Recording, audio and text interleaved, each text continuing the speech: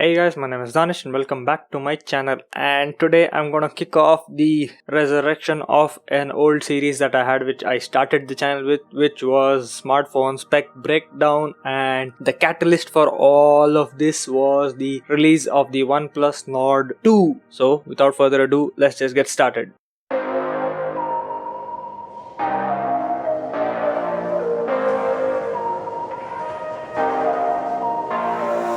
So if you haven't seen the event, the OnePlus NORD 2 was launched just yesterday as of recording, and it was an interesting launch because the specs have been upgraded from the OnePlus One and the prices also have been upgraded. And I just wanted to use this moment as the reboot of my spec breakdown series, and as it is back to school season is also starting, there will be a bit of demand to buy phones as well from either parents or students. So this video might be helpful for those who are looking for a smartphone between around 20,000 rupees to 30,000 rupees, smack dab in the middle where the OnePlus NORD is available right now. So I'll start out with the contenders for this competition, and I'm gonna talk about all the prices, all the specs, award points, and see who comes out in the top at the end of all of this. So to start out, we have the OnePlus NORD 2, obviously starting at 27,999 for the 128 6GB variant, but that variant is unavailable as of now. So I'm gonna talk about the next two tiers, which is 29,999 for the 128GB 8GB RAM model and the 34,999 for the 256/12GB model. And the another contender from OnePlus is the NORD CE, which is a 5G variant, as well as the NORD 2 at 29,999 for the 128/8 model and 34,999 for the 256/12 model, same pricing as the NORD 2. But they also had a 128/6 model which is unavailable, and I couldn't find a price for it, so I haven't given it a price right now. And you can look at this list and you can see it's predominantly Chinese brands right here. So I'm going to continue with the list with the Vivo lineup of the Vivo V21 at 29,990 for the 128/8 and 32,990 for the 256/8, so no RAM upgrade over here. Then another model from Vivo is the V21e variant for 24,990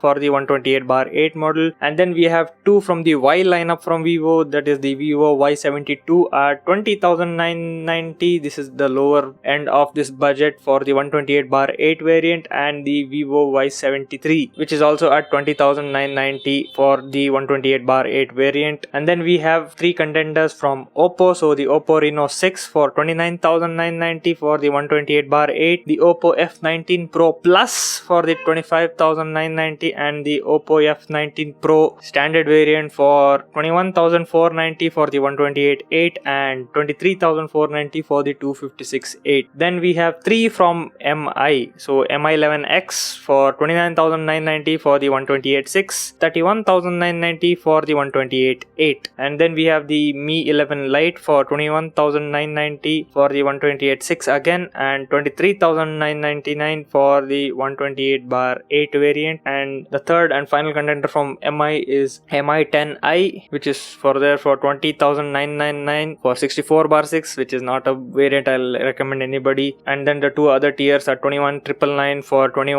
128/6 and 23,990 for 128/8. And then we have two final contenders. One is from Realme, that is the Realme X7 Max 5G for 26,999 and 29,999 for the 128/8 and 256/12. And finally we have the South Korean option from Samsung, which is the Samsung F62 for 23,999 for the 128/6 and 25,999 for 128/8. Now right off the bat, I want to tell you that if you are ever gonna go for a variant in this price range, I would strongly suggest you go for either the 8 or the 12GB variant, because it will give you a bit more future proofing the storage. Depending on the model, there will be upgradability or they won't be, which is coming in the later rounds of this session. So we have over here 14 contenders, and I'm going to numerically attach values for each and every facet of their specification, and I'm going to do this based solely on specification and not after physically using this, because I cannot tell how contrasty the screen is, how good the screen is, how good the cameras are, and all of that. I am just going through the spec list as I don't have any of these models with me to review. So without further ado, I'll just start off with the first round, which is performance. Ooh. So the performance steering is a bit of a mix up here because it is not a straightforward competition, because we have chips from Snapdragon, we have chips from MediaTek, we have chips from Exynos, and even in MediaTek we have two different branches like the Dimensity line and the Helios line. So from all of these models, for the Nord 2 with the Dimensity 1200 chip, the CE with the Snapdragon 750, and I'm going to list all of the processors here right in front of my face. You can just pause it and look through all of these, and now I'm going to just give them a ranking system based on the performance tiering that they have achieved. So these are rankings that I'm giving with a difference of at least more than 5% to differentiate between different tiers, because anything below that can be counted as a benchmarking error or an ordering error. So I'm not going to hold a small margin of 1% and just give a point up and down. So we have 8 tiers right here. So at the top we have the Snapdragon 870 from the Mi11X, which is what, 29,999, just at the edge of this border. Then we have the Nord 2, surprisingly, because the last time Nord was there in this lineup, it was not there in the top echelon. So the Nord 2 with the Dimensity 1200 gets 7 points. Realme X7 Max also has the same chip and gets 7 points as well. Samsung F62 is the Exynos chip, and the Exynos chip was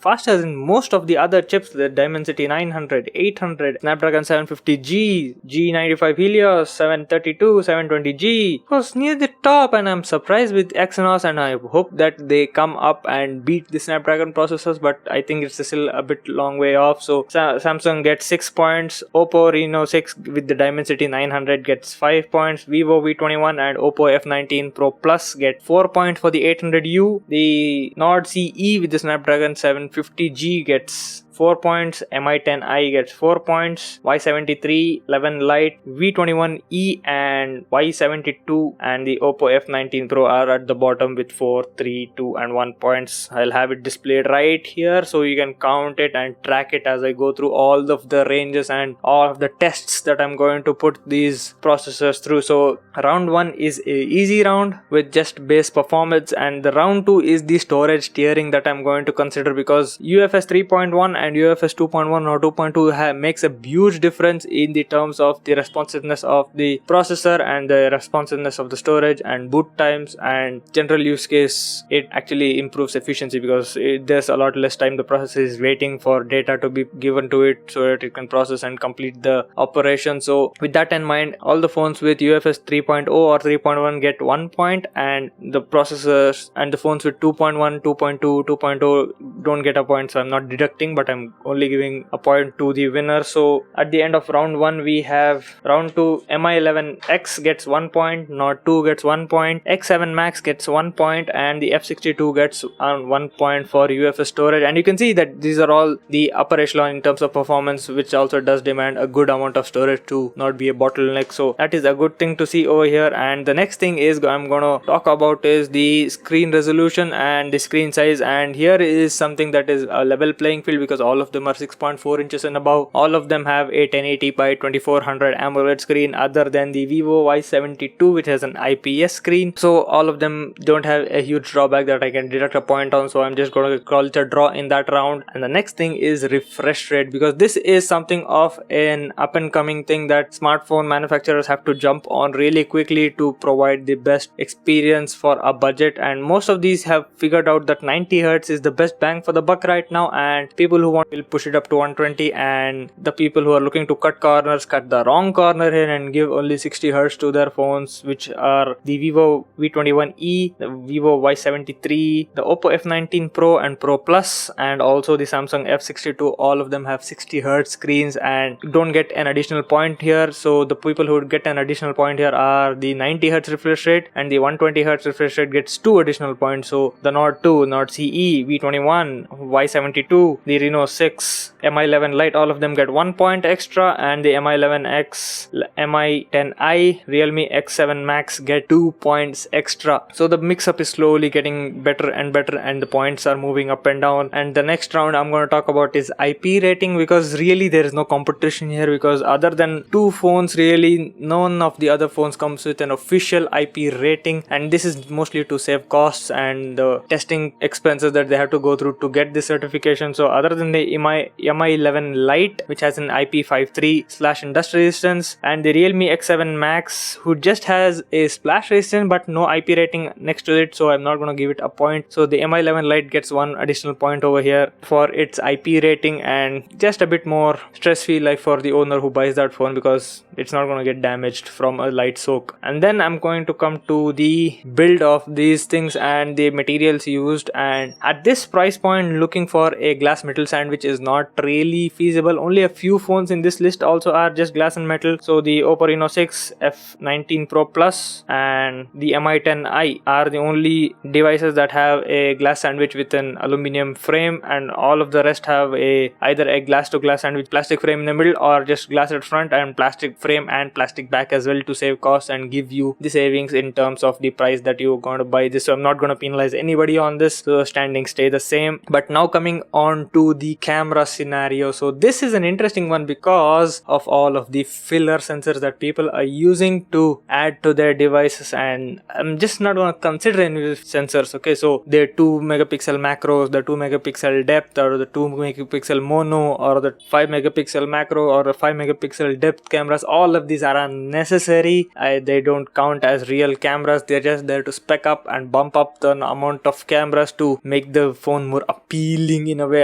It's not appealing. Just stick to good cameras and give us the good experience. And a few of these have OIS, a few don't, a few have EIS, and I'm not going to penalize anybody for all of those depth and macro and cameras. I'm just not going to count them as a part of the spec list, but I am going to count if there is an ultra wide camera on the camera module in the rear, because an ultra wide is really useful, and even though it is not going to be used regularly, 90% of the devices here have an ultra wide, other than just two phones, which are the Vivo Y72 and the 73 line, which do not have an ultra wide. So I'm going to penalize them over there for that. And the second penalty I'm going to put again for the Vivo Y72, because it does not have 4K recording for the rear camera. What is a 48 megapixel camera doing on the rear and can't record 4K? A 12 megapixel good sensor can do 4K. We have seen that being done with the iPhones and the Pixel lineup, who are getting spectacular video footages from those sensors, and these have 4 times the resolution and can't get a decent 4K signal from that. I think I should call bull, but mostly it is because of the Snapdragon 480 processor. I don't think it has the capacity to take that much load and have a prolonged boost period or prolonged performance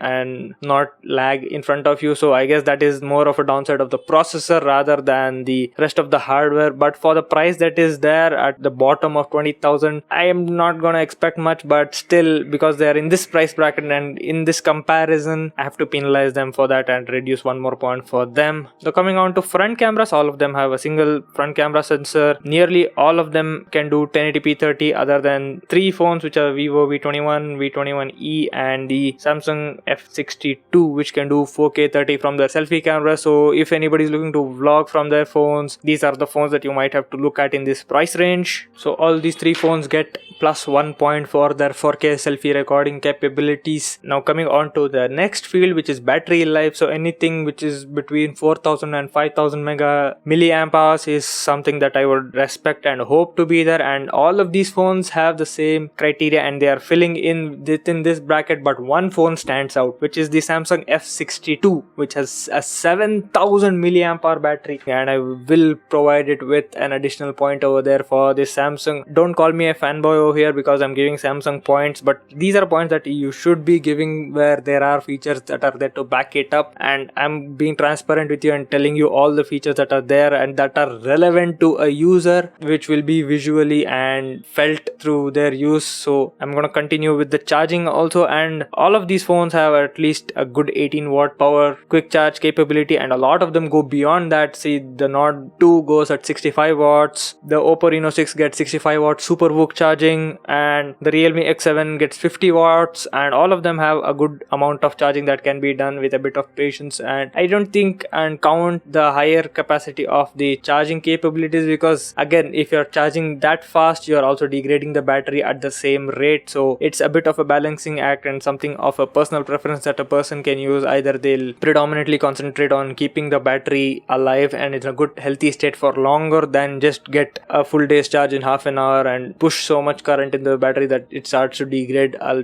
bit of a higher pace than normal. So no questions over there, no debates, no points to be awarded. And then the same scenario for Bluetooth as well. Anything with 5.1, 5.2, it's not going to make a difference to the consumer, and they won't be able to perceive the normal differences with these. So I'm not going to provide any points for this because all of them have either the 5.1 or 5.2 version of Bluetooth. But now comes the kicker over here with the, what do you say, turning this competition to the opposite direction because of the next two criteria which I'm going to talk about. With the first one is expansion support. So this is for the micro SD support that smartphones need to have either in a hybrid, dual SIM hybrid mode, or a dual SIM with a separate slot for micro SD card. Either way, there has to be one, because I hold it at a lot higher state than most people, because if they are going for a 256 gig variant, they won't have the need for a micro SD. But anything lower and 4K recording, you'll fill up your phone real quickly and will need something to offload it off the phone either to a system or a micro SD. So the devices which have a micro SD card will get a +1 point, which are the Vivo V21, V21e, Y73, the Oppo F19 Pro Plus, and the regular Pro variant as well, the Mi 11 Lite, the Mi 10i, and the Samsung F62. All of them get +1 point for having the expansion support for micro SD. And the next category is 3.5mm, which is really close to my heart because I have audiophile headphones and I can't let go of the headphone jack just yet. So smartphones which have a headphone jack will be held in a higher stead in my mind, and those are the Vivo V21e, the Y72 and 73 line, the Mi 10i, the Realme X7 Max, and the Samsung F62. All of them get +1 point for having a headphone jack, and those who don't have a headphone jack, no points awarded, no points deducted as well. Talking about operating systems, nearly all of them are on Android 10 or 11 with their own variations, with the OnePlus having the Oxygen OS, the Vivo line having the FunTouch OS, the Oppo line having the Color OS, the Mi line having the Mi UI, Realme having the Realme UI, and Samsung having the One UI 3.0 or 3.1, whatever is running right now. Now talking about the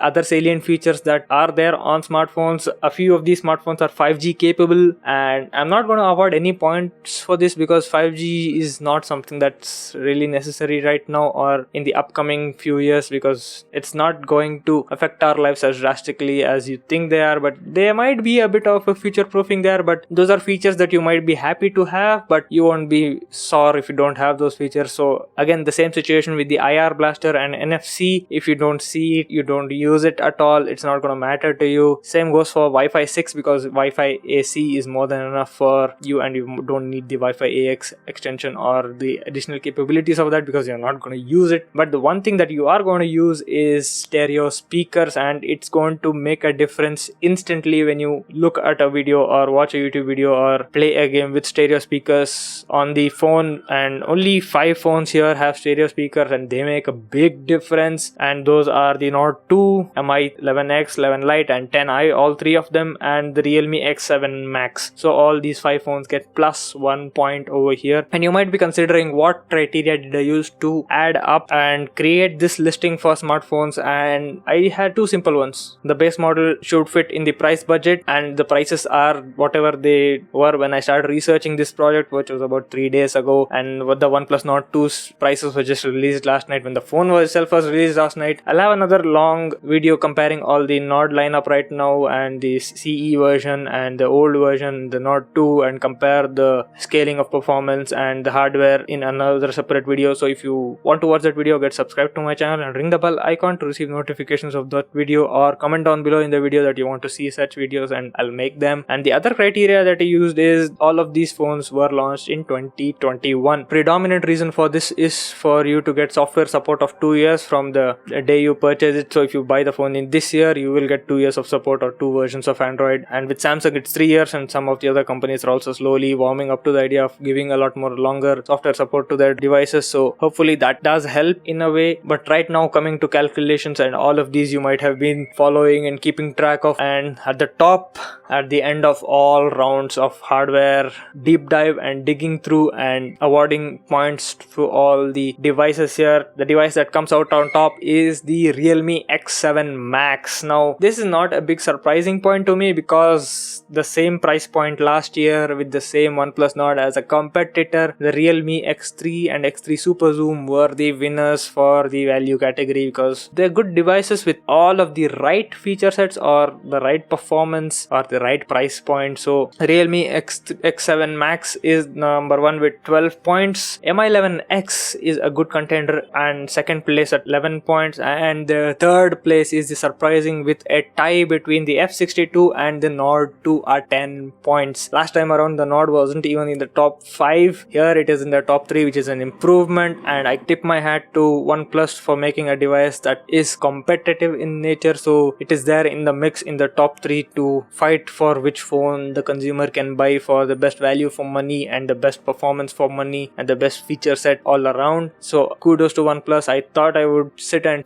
on OnePlus again like I did last year, and I went on the long run, but this time honestly I'm impressed because they hit the right price point, they hit the right feature set with a few compromises here and there, but the goods outweigh the bads. And then let's continue down the list with the Mi10i in 4th position with 9 points, the Mi11 Lite V23e from Vivo, and the Reno 6 V21 at 6 points. 3 different segments over there. Nord CE with 5 points paired up with the F19 Pro Plus with 5 points, the V73 from Vivo at 4 points, and the F19 Pro at 2, and the Y72 at 2. So the bottom 5 are not really something that I would recommend anybody, but the top 6 are some good phones that you can go through. And yeah, we have a Samsung in the mix in the price budget category, we have OnePlus, we have Realme and Mi. 4 different brands here in the top, which is really interesting and gives consumers more power to purchase whichever product they want, and consumers need these type of competition because this pushes the companies to make better and better devices and hit better and better value for money targets. So kudos to the podium winners over here, and hopefully this video helped you in terms of which device to buy for value for money and value for spec and value for performance, and hopefully you can choose one of these top 4 and you might be happy with the device. But yeah, feel free to let me know what you think about my breakdown. What features do you think I held with more weight than other features which might be important to you? Let me know in the comments. Follow me in my social media channels and ask me questions wherever you like, and I'll hopefully try to help you out with your queries. And yeah, to conclude, the Nord 2 isn't a bad device. It's in the top 3. Congrats. So I guess that's the end of this video. If you like this video, give this video a like, get subscribed to my channel, and ring the bell icon to receive notifications of all of my future videos. And as always, stay home, stay safe. I'm gonna see you guys in the next one. Peace.